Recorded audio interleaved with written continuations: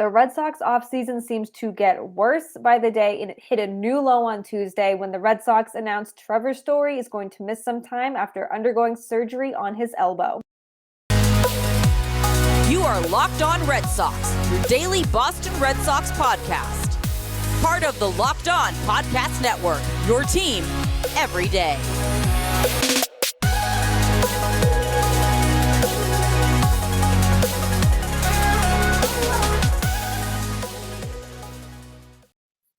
Another day, another episode of the Locked On Red Sox podcast. I am your host, NESN's Lauren Willand. Thank you for making Locked On Red Sox your first listen of every single day.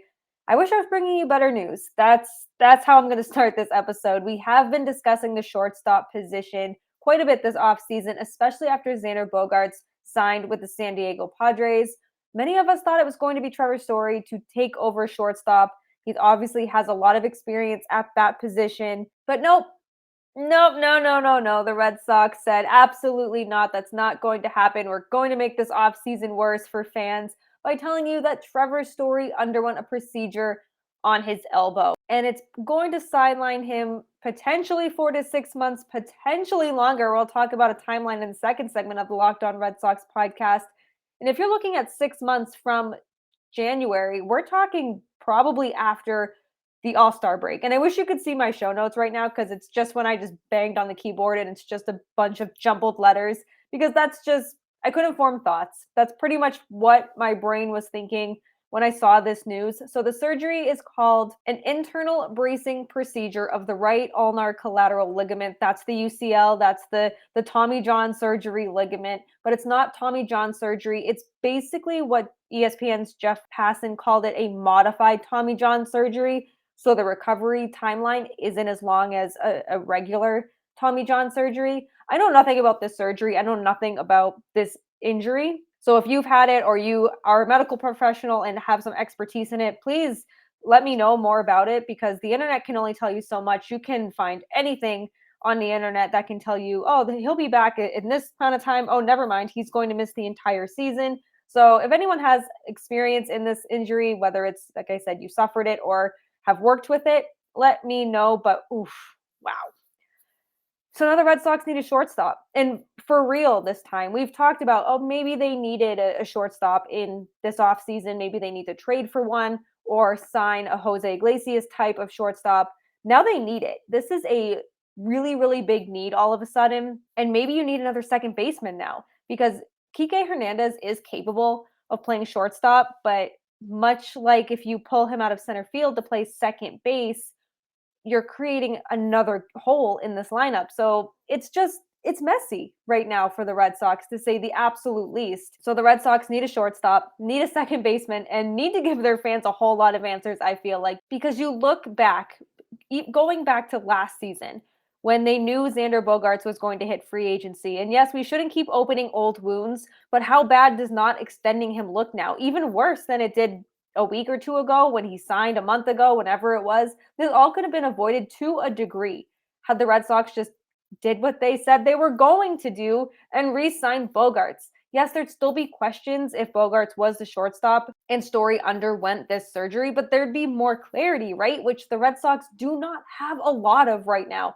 They haven't had a lot of clarity this entire offseason, and it just continues to question what in the world is the direction of this team. And yes, Story did sign that 6-year contract ahead of last season, and he may miss a chunk of time due to this elbow issue. And so Story missed time in 2021 due to elbow inflammation, but his arm was not an issue in 2022. We saw that when he was healthy playing at second base for the Red Sox.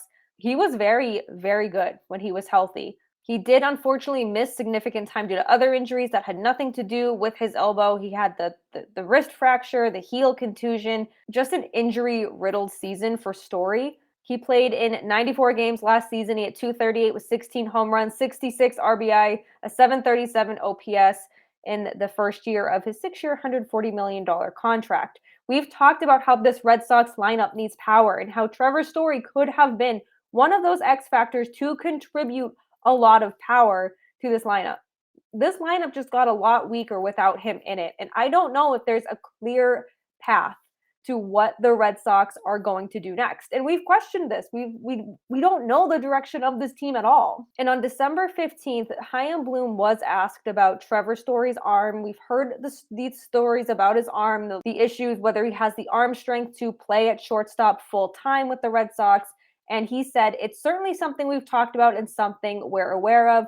Trevor is aware of it. It's obviously not a secret. I would say a couple of things. He goes on to say they're optimistic about them being a better team when he's on the field, and also says that Story's range is, quote, just so incredible. We saw that he can make throws on the run. When he has to put a little something on the ball, he can. I just think wherever we put him, he's just going to get so many balls that it'll pay off in the end. That didn't age too well. And Bob Nightingale wrote that Story was aware that he would need elbow surgery in the offseason, that one of the Boston Red Sox teammates said to Bob Nightingale, but Trevor Story was hoping that he could avoid it with rest. Obviously, that wasn't the case. So I don't know. I don't know if he was truly hoping that a few months of rest in this offseason, he could just ramp up to start throwing before spring training. We're 5 weeks out from spring training now, and the Red Sox do not have a lot of infielders. They don't have a middle infield really before spring training is set to start. Pitchers and catchers report next month. We have Truck Day, less than a month away. It's just a lot of questions now. And you also have Buster Only reporting that teams stayed away from Story last season because they knew he was going to need the surgery on his elbow. And here we go. Here's the Red Sox dishing out 6 years, $140 million to him. He missed some time last year. Yes, it didn't have to do with his arm. He was hit on the wrist. He had the heel issue. But now, if this was a known issue, what are you doing? And I like Story. I really do. I think that we saw flashes of what he can do at second base and what he can bring to the Red Sox lineup. But now all of a sudden, it's unknown what his role is going to be, if anything, in 2023. So the fact that surgery was even on his mind, the Red Sox should have been like, should we do this right now when the offseason ends? Was that a discussion? Did Story truly think that he could just rest this away? But if this was an issue when they signed him, maybe that should have rung a bell in their heads and been like, hey, maybe this should be more of a priority to keep Bogaerts. Maybe, or at the very, very least, have a legitimate plan B, because Marcelo Meyer is not ready and he's not close to being ready. You don't want to put him in a position that's going to hinder his development or destroy his confidence or bring him up when he's not ready. We saw that a lot last season with players coming up from Worcester who were not MLB ready. You don't want to do that to someone who has been deemed the guy. This is their future at shortstop, allegedly. Don't mess it up then. And there's not like there's an array of shortstops on the market anymore. Carlos Correa, for the third time this offseason, agreed to a deal with another team. He's reportedly going back to the Minnesota Twins. All the other shortstops have signed elsewhere. There's not really a big name out there. And there's people out there who could fill the gap, sure, but not someone that's going to give you the power or maybe even the versatility. I don't know. Jake is big on Jose Iglesias for sure. And I like the idea just because he is familiar with the organization. He's well liked, but he's not going to be able to give Red Sox fans, I think, what they want. He's a great player. He's a great guy, but he's not the difference maker in a World Series team, right? The Red Sox, I don't even know if they're going to be competitive in 2023. I don't know. They have to make the proper moves and they haven't. Who knows? Who knows what 2023 holds for the Red Sox, holds for Trevor Story, holds for the Red Sox at the shortstop and the second base position. Right now, it's not good. And I understand if fans are really pessimistic and really feeling like what is next, because they deserve to know. They should. This really even shouldn't be this big of an issue. And it's this big of an issue because they let Xander Bogaerts walk and sign an 11-year deal with the Padres. So now we're stuck with a lot more questions than answers, weeks away from pitchers and catchers reporting to Fort Myers. We're just over a month away from the first full squad workout. And we don't know what this team is going to look like at all. Story was a great candidate to be a breakout candidate, an X factor to this team, a power bat in this lineup. And who knows if he's even going to contribute the tiniest amount in 2023. Now, Chaim Bloom did answer questions on Tuesday. He met with the media at around 4 p.m. Eastern time, and we'll talk a little bit about what he said in his meeting with the media just as soon as I tell you about BetOnline. And oof, I'm not feeling too good about betting on the Red Sox for the 2023 season. I don't know about you guys, but I am not. But if you are, betonline.net has the latest odds and news for every single sport out there. It's also your number one source for your sports betting info, stats, news, and analysis. You can get the latest odds and trends for every professional and amateur league out there. There's pro football. The playoffs are finally here. If you're a Patriots fan, that's a bit of a bummer, but there are a ton of good teams in this playoffs, and it's sure to be a lot of fun. There's the NBA, the NHL, everything is over at betonline.net. And if you love sports podcasts, which you probably do if you're listening to Locked On Red Sox, you can even find those at BetOnline as well. They're always the fastest and the easiest way to get your betting info. You can head to the website today or use your mobile device to learn more. That's BetOnline, where the game starts. As always, we appreciate you making Locked On Red Sox your first listen of every day. For listen number 2, make sure you check out Locked On MLB Prospects. Host Lindsey Crosby is a prospect encyclopedia, and he's going deep on the MLB starts of tomorrow. It's free and available wherever you get your podcasts. So Chaim Bloom faced the media, faced some questions, and I feel like, he did his job, right? He answered the questions, but I just feel like the answers he gave are probably not going to give Red Sox fans a lot of hope, or it's just kind of the same old song and dance. Like, yeah, we're listening. We hear you. You're saying everything that Red Sox fans want to hear, that you want to make this team better. There's a plan, blah, blah, blah. But there's just no action behind the words. And yes, this Trevor Story news did just break on Tuesday, so nothing's going to happen overnight. They could make something happen overnight, but the biggest thing for me is, of course, Chaim Bloom was asked about the timeline of Trevor Story, because if you Google the surgery that Trevor Story had, it says about 4 to 6 months of a recovery timeline. So while 4 months, yes, you're like, oh, okay, like that's not too bad. 6 months will put you near the All-Star break. It's like, okay, that's more than half the season. Would it even be worth the Red Sox bringing him back at that point if they're so far out of it? Maybe they'll surprise everyone. Stranger things have happened. Baseball is very weird.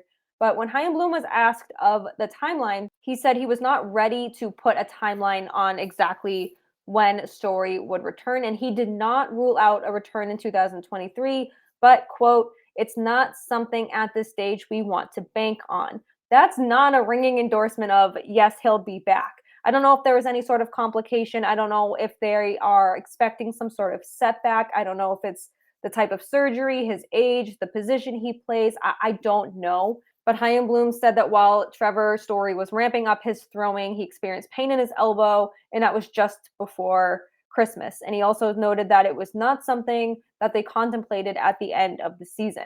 And then when asked about what this means, what Trevor Story's injury means to the Red Sox, Chaim Bloom said it just means there's more to do. Yeah, there's been a lot more to do already. There was already more to do. Now there's even more to do. And he said that the Sox already did want to strengthen their middle infield even before Trevor Story's injury, whether that was depth, whether they knew this surgery was coming. Maybe they weren't prepared for it so soon, but maybe they wanted that extra depth. And he did mention Christian Arroyo could be a starter from a talent perspective, and that they want to have depth to withstand ups and downs. I don't know. I don't know if Christian Arroyo is an everyday player. I don't know if putting him at second base fixes that problem altogether. Obviously, it doesn't fix the shortstop issue, but you can never have too much depth. And I'm very, very big on that.